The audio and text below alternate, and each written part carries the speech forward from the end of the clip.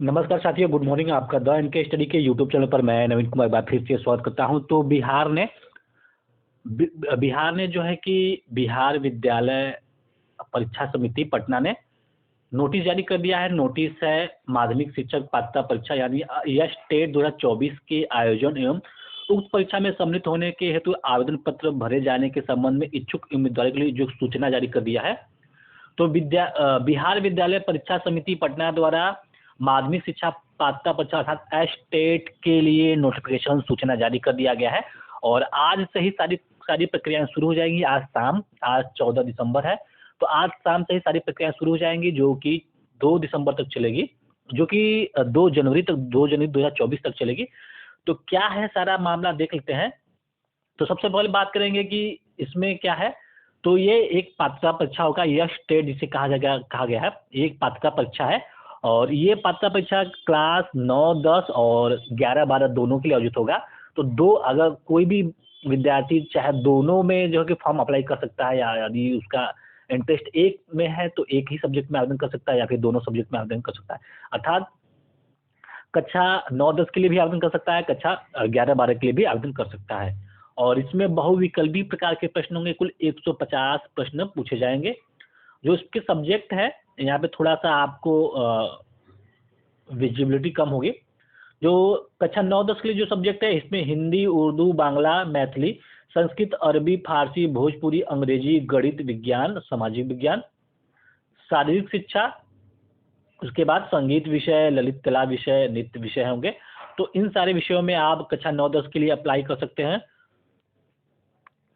वही कक्षा 11, 12 के लिए जो इसमें विषय रखे गए हैं, हिंदी, उर्दू, अंग्रेजी, संस्कृत, बांग्ला, मैथिली, मगही, अरबी, फारसी, भोजपुरी, पाली, प्राकृत, गणित, भौतिक विज्ञान, रसायन विज्ञान, जंतु विज्ञान, इतिहास, भूगोल, राजनीति विज्ञान, समाजशास्त्र, अर्थशास्त्र, दर्शन शास्त्र, मनोविज्ञान, गृह विज्ञान, वनस्पति विज्ञान, वाणिज्य, कंप्यूटर साइंस, कृषि,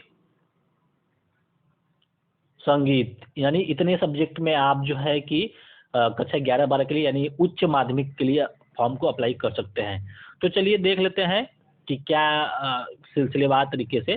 तो सबसे पहले कक्षा 9, 10 और कक्षा 11, 12 के लिए जो है, जो जिस भी संवर्ग में आप जो है कि फॉर्म अप्लाई करना चाहते हैं, उनके लिए जो प्रश्नों की संख्या रहेगी, कुल 150 प्रश्नों की संख्या रहेगी। यानी अगर आप कक्षा 9, 10 के लिए भी एग्जाम देना चाहते हैं तो उसमें भी 150 प्रश्नों की संख्या रहेगी। 11, 12 के लिए भी एग्जाम देना चाहते हैं तो उसके लिए भी प्रश्नों की संख्या 150 ही रहेगी। तो इसके लिए योग्यता क्या है? तो योग्यता में सिंपल सा, अगर आप ग्रेजुएशन है और बीएड है तो आप इस फॉर्म को अप्लाई कर सकते हैं। तो यहाँ पे ध्यान रखिएगा, ये पास होना चाहिए, यानी आपका बीएड पास होना चाहिए। ग्रेजुएशन प्लस बीएड आपका मिनिमम योग्यता है, कक्षा 9, 10 और कक्षा 11, 12 दोनों के लिए। उसके बाद जो कहा जा रहा है कि जो आवेदन शुरू होगा वो आज 14 दिसंबर है, तो 14 दिसंबर से शुरू हो जाएगा और ये 2 जनवरी 2024 तक चलेगा। यानी आपके पास लगभग 18 दिन का जो है कि मौका दिया गया है। आयोग ने 18 दिन फॉर्म भरने के लिए दिया है। और जो एग्ज़ाम शुरू होगा, जो पहले ही जारी कर दिया गया था कि इसका एग्ज़ाम जो है कि मार्च से शुरू होगा, यानी 1 मार्च से इसका एग्ज़ाम शुरू हो जाएगा। तो अब जो है कि फॉर्म भरने के बाद जो है कि प्रक्रिया जो सब शुरू होगी कि किस दिन किस सोमवार का एग्ज़ाम होता है। यानी अलग अलग सब्जेक्ट का एग्ज़ाम अगर अलग अलग दिन होता है तो स्वाभाविक है, तो ये एग्ज़ाम जो है कई दिनों तक चलेगा क्योंकि सब्जेक्ट ढेर सारे हैं। तो 14 दिसंबर से लेके 2 जनवरी 2024 तक जो है कि फॉर्म भरने का आपके पास डेट है। एग्ज़ाम जो है कि मार्च में शुरू होगा। इसमें जो है कि नेगेटिव मार्किंग का क्या प्रोसेस है? तो इसमें नेगेटिव मार्किंग नहीं रहेगा। जी हाँ, नेगेटिव मार्किंग नहीं रहेगा। एक पेपर के लिए आप 960 रुपये पे कर सकते हैं। यदि आप जो है कि किसी भी यानी आप जो है कि उच्च माध्यमिक या माध्यमिक यानी कक्षा 9, 10 के लिए या कक्षा 11, 12 दोनों में से किसी एक का फॉर्म अप्लाई करना चाहते हैं, चाहे जो भी, तो आपको 960 रुपये जो है कि आवेदन करने की शुल्क लगेगा। यदि आप दोनों ही संवर्ग में आवेदन करना चाहते हैं, अच्छा 9, 10, 11, 12, तो इसके लिए आपको 1440 रुपये पेमेंट करना होगा। यानी फीस 1440 रुपये दोनों पेपर का है। एक पेपर के लिए आपको 960 रुपये देने पड़ेंगे। अब बात आती है कि इन 150 प्रश्न रहेंगे, उस 150 प्रश्नों में दोनों ही समर के लिए 9, 10, 11, 12 के लिए। तो इसको 2 भागों में डिवाइड किया गया है, यानी कुल मिला के प्रश्नों की संख्या 150 रहेगी। और जो जो 100 प्रश्न रहेंगे आपके सब्जेक्ट से रहेंगे। यदि आज से आपने पीजीटी के लिए जो चुनाव, उच्च माध्यमिक का चुनाव किया है, तो उसमें केवल राजनीति विज्ञान से 100 प्रश्न रहेंगे और 50 प्रश्न जो रहेंगे मिसलेनियस के रहेंगे। 50 प्रश्न में जो है कि आपका टीचिंग एप्टीट्यूड वगैरह या फिर सामान्य अध्ययन इत्यादि से रहेगा। तो इस प्रकार जो है कि आपको कुल 150 प्रश्नों की संख्या, यदि आप टीजीटी से किन्हीं 2 सब्जेक्ट का चुनाव किए हैं, जैसे कि आप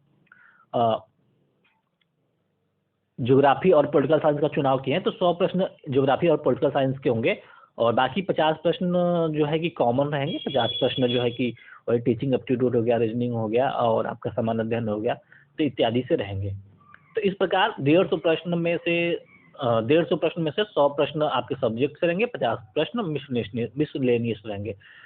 तो अब बात आती है कि इन 150 प्रश्नों में से अभ्यर्थी कितना पासिंग मार्क लाएगा। तो यहाँ पे यूआर के लिए 50% है, यानी इन 150 प्रश्नों में से आपको जो है कि 75 प्रश्न सही करने पर ही जो है कि पास माना जाएगा, यानी 50% अंक लाना ही लाना है।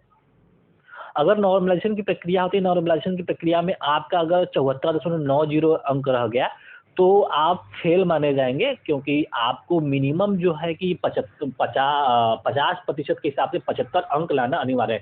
तो एक प्रश्न जो है कि 1 अंक होगा, कोई नेगेटिव मार्किंग नहीं रहेगा।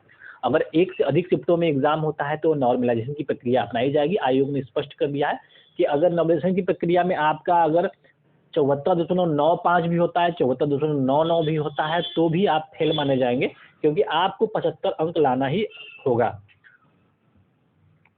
तो यूआर के लिए 50% है और ओबीसी के लिए, तो ये बिहार के ओबीसी के लिए जो रिजर्व कैटेगरी है बिहार के, क्योंकि जो अदर स्टेट के लोग होंगे वो तो यूआर कैटेगरी में आएंगे, और जो बिहार के हैं ओबीसी, बीसी, एससी, एसटी इत्यादि, तो उनके लिए जो है कि ओबीसी के लिए 45.5% अंक लाना अनिवार्य। इसी प्रकार ईबीसी के लिए जो है कि 42.5%, महिला के लिए 40% अंक लाना अनिवार्य है। और जो समयावधि है, एग्जाम का जो समयावधि है 2.5 घंटे को होगा, यानी आपको 2.5 घंटे में कुल 150 प्रश्न को सॉल्व करना है, कोई नेगेटिव मार्किंग नहीं है। 100 प्रश्न आपके सब्जेक्ट से होंगे, 50 प्रश्न आपके विविध प्रकार के होंगे। तो कुल 150 में से यूआर के लिए 75 अंक लाना अनिवार्य, यानी 50% अंक लाना अनिवार्य होगा। इसके बाद एज की बात की जाए तो एज में जो है कि यूआर के जो विद्यार्थी होंगे उनका एज जो है कि 37 वर्ष होना चाहिए। 1 अगस्त 2024 तक का डेट दिया कि 1/8/2024 तक आपकी उम्र 37 साल तक होनी चाहिए।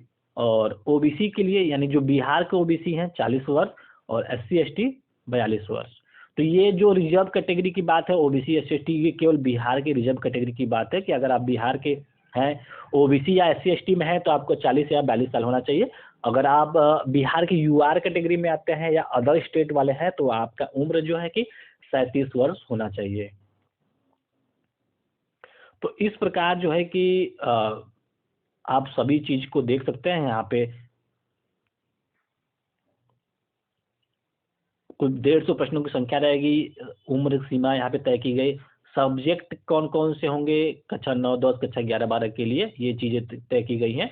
और यहाँ पे जो है कि आपका पूर्णांक प्रतिशत कितना रहेगा, सामान्य के लिए 50% रहेगा, पिछड़ा वर्ग के लिए 45.5% रहेगा, अत्यंत पिछड़ा वर्ग के लिए 42.5% रहेगा, अनुसूचित जाति एवं अनुसूचित जनजाति के लिए 40% अंक रहेगा, दिव्यांग के लिए 40% रहेगा, महिला के लिए 40% रहेगा। यानी अंक की बात हो रही है, यानी महिला के लिए और दिव्यांग के लिए 60 नंबर लाना जरूरी है, वही अनुसूचित जाति और जनजाति के लिए भी 60 नंबर लाना जरूरी है।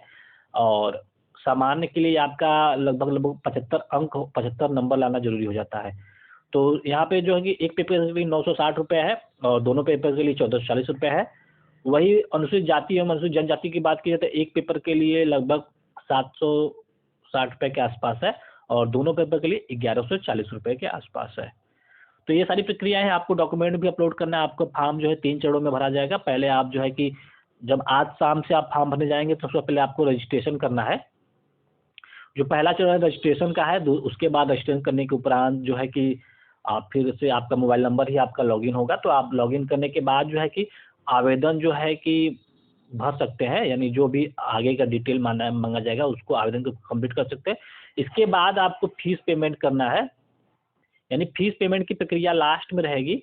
तो यहाँ पे आयोग ने स्पष्ट कर दिया है कि रजिस्ट्रेशन और आवेदन और फीस पेमेंट इन 3 चरणों में भरा जाएगा। आप चाहे तो एक ही दिन में सारी प्रक्रिया को पूरा कर सकते हैं। तो फिलहाल इस वीडियो में बस इतना ही। अगर आपको कोई जानकारी चाहिए या फिर अगर आप कुछ पूछना चाहते हैं तो कमेंट बॉक्स में ज़रूर कमेंट करें। और इस विज्ञप्ति को देखने के लिए आप जो है कि द एनके स्टडी के टेलीग्राम चैनल को ज्वाइन कर सकते हैं, वहाँ पे ये विज्ञापन पड़ा हुआ है। और जो टेलीग्राम चैनल का लिंक है इस वीडियो के डिस्क्रिप्शन बॉक्स में उपलब्ध है। तो फिलहाल जाते जाते एक लाइक अवश्य करें। मिलते हैं अगले वीडियो में, बने रहिए द एनके स्टडी के साथ। बहुत बहुत धन्यवाद।